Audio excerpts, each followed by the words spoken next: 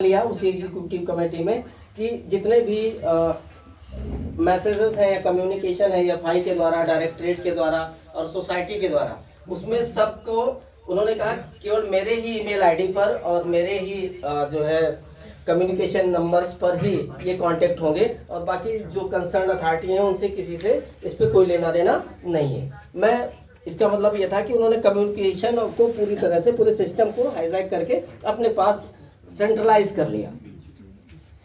और इसके बाद एक उन्होंने और डिसीजन लिया जिसमें Shri Ashutosh Bhalla made a letter head of UP athletic association. उन्होंने एक लेटर हेड बनवाया and all the additional names of the executive committee informed State Bank, और एग्जीक्यूटिव कमेटी के जो अदर नेम्स थे उनको भी उसमें इंक्लूड किया और स्टेट बैंक को रिक्वेस्ट किया transfer the account from SBI main branch Kanpur to SBI Partapur. और उन्होंने एसबीआई का जो इसका अकाउंट था उसे कानपुर से परतापुर में अनऑथराइज्ड सिग्नेचर के द्वारा उसे अपने यहाँ ट्रांसफर करा दिया। And it is approved by the members, और एग्जीक्यूटिव कमेटी के मेंबर से अप्रूव भी करा लिया। Whereas this is not fact, as a matter of fact this kind of resolution are approved and adopted by the members of general house and not by the individual group of members.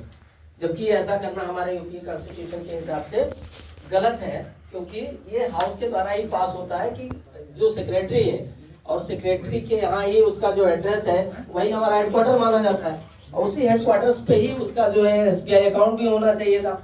लेकिन उन्होंने अपने president के power का unauthorised उपयोग करके उन्हें परतापुर में ले लिया। और उसके बाद जो सिग्नेचर्स भी हैं वो सारे फाल्स सिग्नेचर्स भी हैं। एग्जीक्यूटिव मेंबर्स में भी जो मेंबर्स हैं वो भी फाल्स हैं जिनके नाम उसमें हैं। इसी के साथ एक और डिसीजन था जिसमें अमित कुमार जी ने इन्फॉर्म किया, Shri Sanjeev Kumar inform that the treasurer did not perform his duty. Sanjeev Kumar ji ने उसमें